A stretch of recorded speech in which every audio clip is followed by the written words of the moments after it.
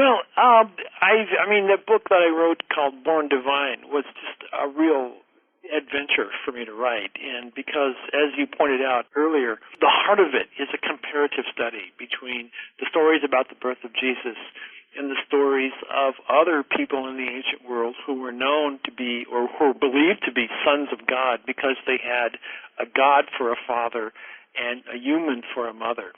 And I just thought, what can we learn about the early Christian mentality by putting those stories in that context? And it was just so interesting for me to get into the nitty-gritty of that. As well as in that book, what I did also was follow out the string of what we call infancy gospels, as far as I could trace it. And infancy gospels were stories, all very fanciful, written by Christians to sort of fill out in imaginative detail all the things that the Bible is silent about, all the details of the early life of Jesus, of his boyhood adventures, of his superpowers, as a kid. And it was fascinating, Bob, that Christians continued to write these Gospels up into like the 10th and 11th centuries. Wow. So even as late as that, Christians were very consciously writing fictions about the life of Jesus, and these were being understood, of course, as fictions, and being read and nonetheless cherished for the sort of parable, truth they had about Jesus. And what that told me is that, people's minds in the ancient world were just as supple as ours, that they could tell the difference between history and fiction and treat each accordingly. And it's just the kind of stupid wooden heads today we have, in which everything has to be either a fact, or a falsehood, that we don't easily understand how fiction can be a vehicle for a different kind of truth. And that's partly because, we're having to fight the whole fundamentalist issue that sort of creates this polarization. But it was really just a delight for me to be able to pursue that research for that book. Right now, I happen to be writing a book on the early Christian belief that Jesus fulfills the Old Testament prophecies. What I'm doing is tracking down many of the claims the New Testament makes that Jesus fulfills this or that prophecy. And most of the time, when you actually compare the prophecy that they're quoting to this original text in the Old Testament, you'll find that it's been changed. Oftentimes, the New Testament writers, because Jesus doesn't quite fulfill these prophecies, they just change the Old Testament text so that he does fulfill them. And I just find that really interesting, and hardly anybody knows about this, and it's so simple. All you have to do is compare the actual text from the Old Testament to the text quoted in the New Testament, and you see, well, that's interesting. The New Testament writers are just rewriting the Bible to suit their purposes.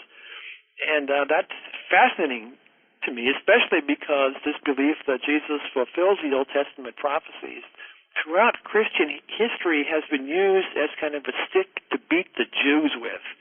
The Jews should have known that Jesus was the Messiah because look how he fulfills all these prophecies. Whereas, in fact, any Jew who knew his Bible would not be remotely persuaded by these so-called proofs because the Christians were monkeying around with the wording of the biblical text.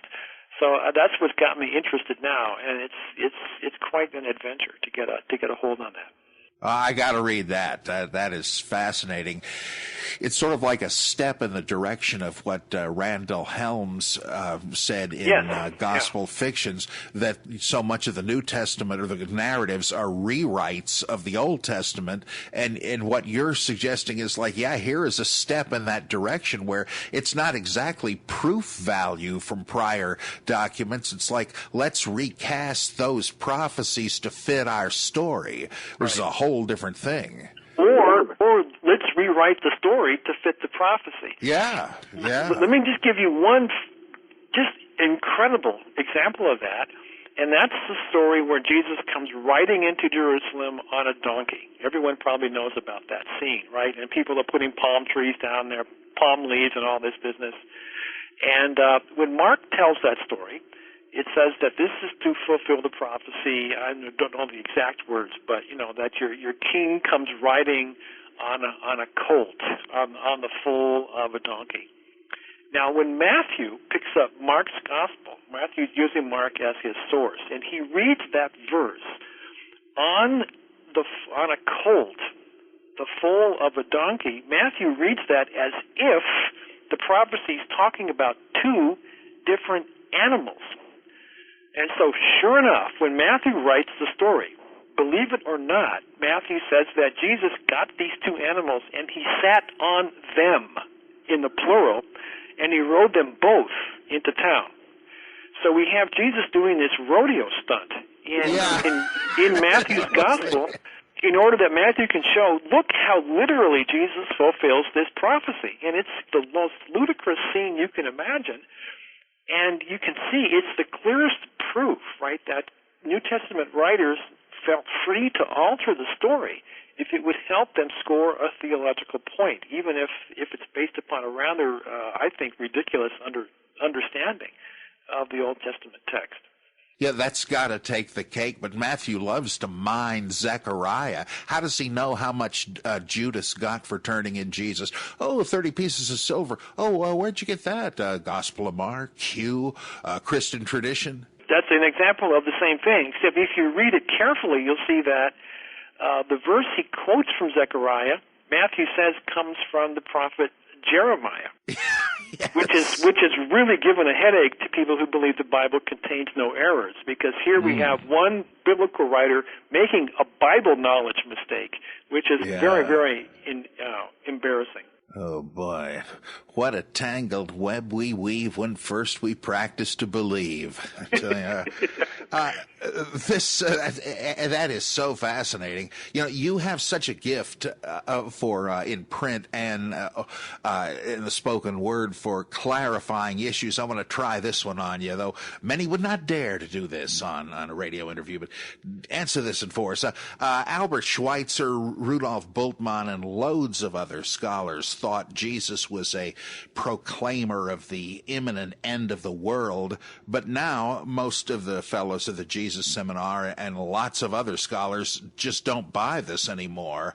Why did the apocalyptic Jesus, I know you've written a book about this, so I figure it's a good question. Why did the apocalyptic Jesus model decline, and what sort of Jesus was he replaced with? Well, this is the thing that among scholars the seminar is probably the most well known for, is that the Jesus Seminar was the first, I would say, scholarly movement to question seriously, and in fact, in our minds at least, to reject the dominant consensus that Jesus was a preacher of imminent end times. And there's several lines of evidence that lead to this conclusion, and each of them by itself is not that amazing, but when they all come together, it makes a very strong case. One of them is that our earliest gospel, which is Mark's gospel, portrays Jesus as an end times prophet. But it turns out that a careful analysis of that gospel shows that that portrait of Jesus is largely the result of the author's own touches on the story, so that we believe that Mark himself is the one who decided to portray Jesus that way. And that if we take away the identifiable Markan coloring of the story, that we don't see an apocalyptic figure beneath that. Another very important piece of evidence is that the parables of Jesus, when you look at them in their own context and don't read into them meanings that come from someplace else, they're not about the end of the world. They're about how God's kingdom comes to earth right now and begins to spread out among people here and now.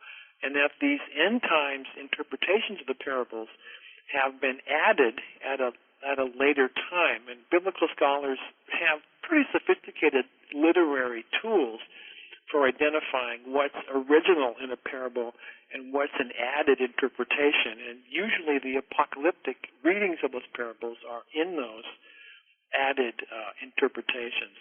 And then one final thing is this is going to be rather technical, but it's important, is there's another text called the Q Gospel, which we don't actually have any physical copies of, but has been pretty carefully reconstructed by comparing passages in Matthew's Gospel with Luke's gospel.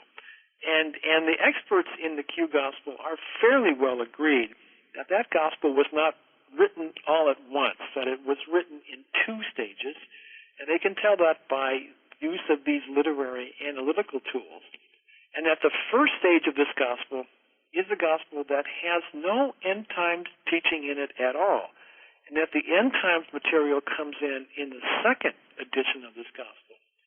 And what that tells us is that the very first Christians did not think about Jesus as an end times prophet, and that portrait of him comes to play later at a time around the Jewish-Roman War, which, if you're living in Palestine, is the end of the world. It was a horrible, violent, absolutely unbelievably horrific war to be part of.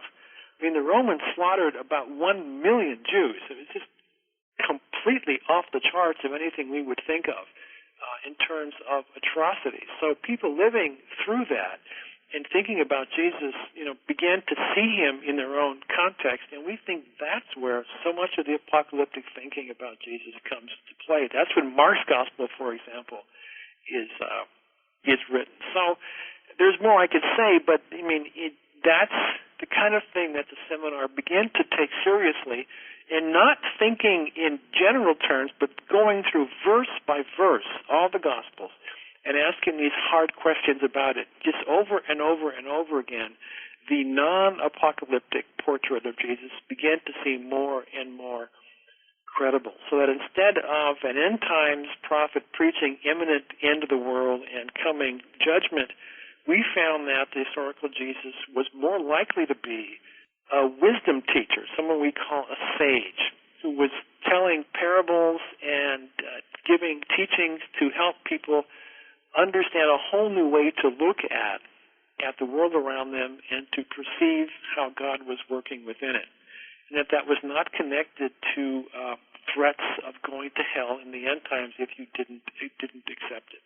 That is very well put, and a very compelling evidence. Like this Q thing, for instance, what are the chances that if this were the big thrust of Jesus, you just wouldn't find it in the bedrock straight? That's just, that defies probability. And yes, it's very hard to understand that if Jesus really was this fiery preacher of judgment, why the Q gospel in its first edition just doesn't have that in it. I mean, that's just almost impossible to explain how that could have happened.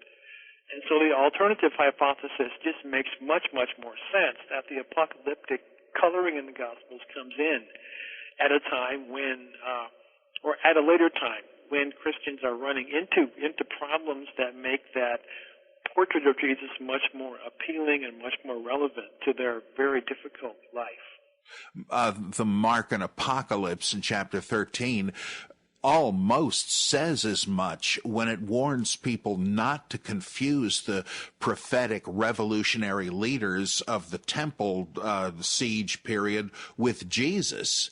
I mean, you don't have a warning against what people are not doing. And for somebody to have been doing that is almost to say they were reimagining Jesus as if he were Simon Bar-Gioras or one of these other warrior messiahs.